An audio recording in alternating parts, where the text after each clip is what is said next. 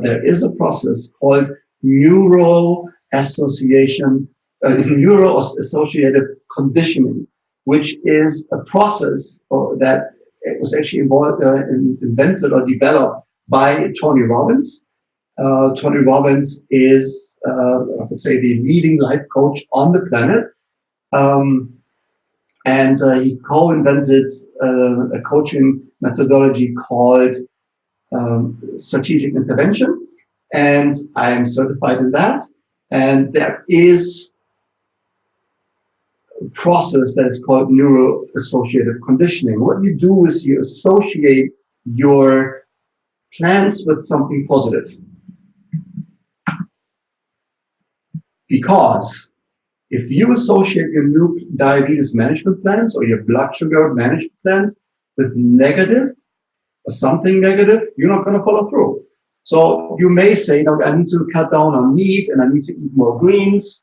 And I need to become vegetarian, vegan even, or follow a much more restrictive diet, which would be an alkaline diet. But if you start that with like a mindset that says to you all the time that you cannot live without meat and you cannot live without bread and you cannot live without butter, right? Guess what? You will try that for a few days or maybe weeks, and eventually you will go back to your old habits and eat all the stuff that you know is not healthy for you because you are associating your plans with something that is negative. So for you to be able to stick with your plans, the first step in your conditioning is to associate your plans with something positive. And that's what the next sheet is about. So let me get back to this sheet. So there are 4 columns basically. So for each action step that we have in your list here, you put this in here. Then you list 3 benefits. So what are the benefits of, for example, going on to a vegan diet for you, right? So increases heart health, has less carbs, so it keeps it spikes your blood sugar less. That would be one. The other one is like generally healthier on a cellular level, for example, right? So this would be the 3 benefits for a vegan diet or alkaline diet. Then you need to list the 3 reasons why. And the 3 reasons why are different from the benefits. Benefits are really okay, it increases my health, or levels my blood sugar, makes me feel better, or whatever. These are typically not, your benefits are not the reasons why you do that. Because change is hard, right? So when you want to lose weight and you go on a diet, I always say nobody wants to go on a diet, right? So you need to eat less, you need to eat food that you don't like, you may even buy, which I do not recommend, but people do that, they buy all those frozen meal packages, right? That helps them lose weight. So the portions are smaller, some of the food tastes like cardboard, right? But yet you go through that pain, right, in order to lose weight. Why? Because you want to lose weight. But nobody wants to lose weight. What people really want to do is they would like to be able to go up the stairs without huffing and puffing. They may want to be able to play soccer with their kids and grandkids, right, and have that energy level. They may want to address a heart issue that was caused by high cholesterol and obesity, for example. That maybe they just want to look better, right, and feel better in their clothes. Whatever it is, there are reasons that are much stronger than the benefits. The benefits are really just a means to the vehicle to give you what you really, really want, which is meaningful to you. So that's what we put in this 3rd column here called the 3 reasons why. And lastly, for each action step that we have, I would want you to put in at least 3 ways that you can enjoy this, right? So, for example, when I went on an alkaline diet with my wife Anne, we enjoyed trying new recipes together. We enjoyed cooking together, right? So doing it together was very, very important, right? We even enjoyed, like, as your digestive system changes, you have constipation and you fart, right? So, that's just what you do a lot. So make that fun, just laugh at yourself when that happens, right? So you can enjoy this better, right? Rather than sitting there like, oh, I cannot do this, and what will other people think of me, and so on. Just enjoy it. So find 3 ways how you can enjoy that, right? So maybe you can even take a cooking class together, right? Or you can meet different friends, right? Go to meetups, right? And where you also expand your circle of friends and you get some different knowledge. You can read different books, right? So find 3 ways that you can enjoy it. And if you have really clear on your benefits, your reasons why, and how you can enjoy this, you would stick to this. How you can enjoy this may also include how you will reward yourself for success, right? So maybe it's you buy something like something a nice piece of clothes when you're like after 3 months or after you've lost a few pounds. I just after I achieved something majorly, I'll afford myself a massage, for example, and that's not just the money for the massage, but the time that that it takes to get there, and so on, and just enjoy this for the evening, and so on. So let me give an example so that you can read that as well. So here's an example from one of my clients, and so this client said, I need to practice yoga 3 times a week. So this person has decided that in order to manage her diabetes, she needs to get physically in better shape, and yoga is the activity of choice, right? So I don't know if you ever done yoga. I've done yoga now for a number of years, but when I started out, like the first time I learned about yoga 15 years ago, when it started to become popular in the US, I hated it. Why? Because it was not enough movement, not enough action. I wanted to play squash and frisbee and martial arts and wrestle and punch and use my elbows and have contact and all of that, right? So that's where I was in my mind, right? So the idea of doing yoga was really not appealing to me. So, but I had to do something about it, right?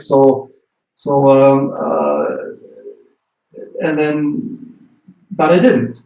And then, but 12 years later, I learned that I had some, other injury here in my shoulder that needed major repair, and I had an issue in my right hip, all of which I write in my book.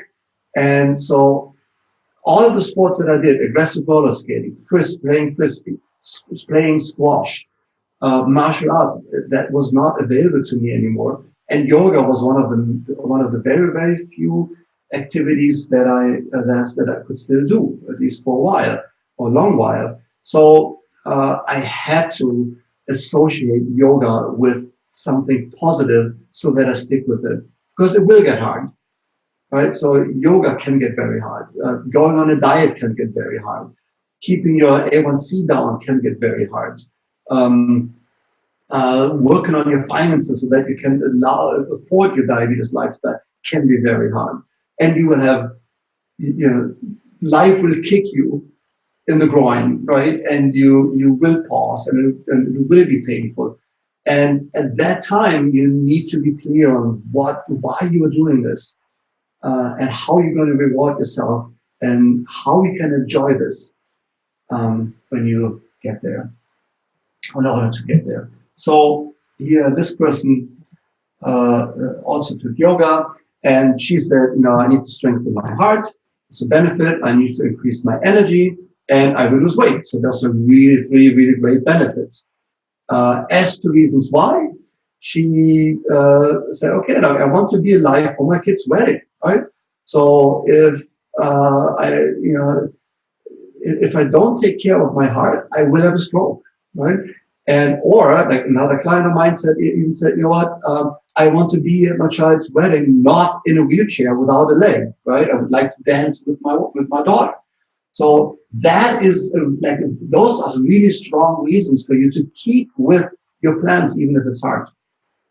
So this person wanted to see the pyramids of Egypt before she dies also, and she wanted to be able to throw balls with her grandchildren. So these are really strong reasons that keep you going, even when you have feelings of depression, when you're discouraged for a moment, when life throws you curveballs, right? Without those reasons, you will not continue with your plans. That's also true when you run your business or when you pursue your career, or your financial success. Like right now, for example, as we are taping this, taking all language, recording this, we have a very volatile stock market, right? So some people may have lost money in the last few weeks. So if you lose the track on why you are working on your financial security, that's the moment when you throw it all, caution in the wind, and say, you know what, this entire stock market doesn't work for me, and you stop saving for your retirement, for example.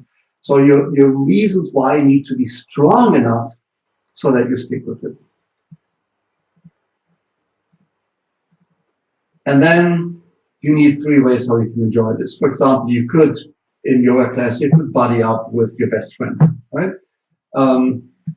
You could reward yourself with a spa day after a successful week. So the first day you go to yoga and you've done all those poses, and some of them they're strenuous, right? You're not. So maybe you just reward yourself with a spa day, or you say, you know what, I would enjoy that more often if I had better outfits, that would look great in what I'm wearing. It just gets me more motivated to do this. I use, for example, essential oils. Here's one, right? So this one can, so that's when I go on a client call, I just take them. I take a few drops in here and smell this. So this just puts me in a better mood, and now I'm just more motivated to go on the call.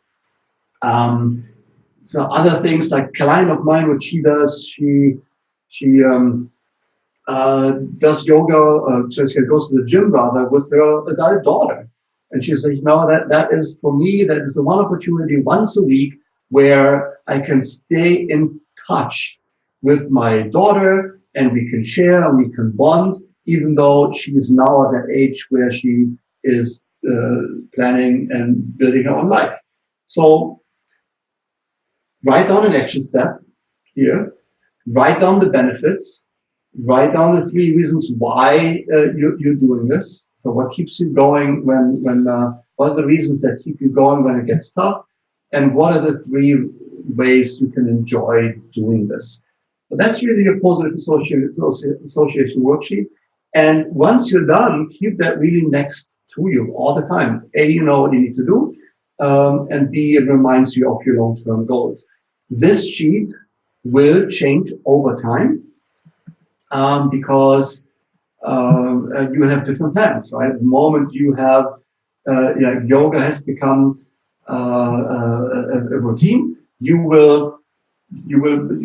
go back to step number 2 of this diabetes mastery process and pick a new area that needs new action for you in order for you to improve your health and your happiness with diabetes. But it's important that you continuously write down the action step, write down the benefits that you get from it, be clear on why you're doing it, and what are the 3 ways that you can enjoy doing it.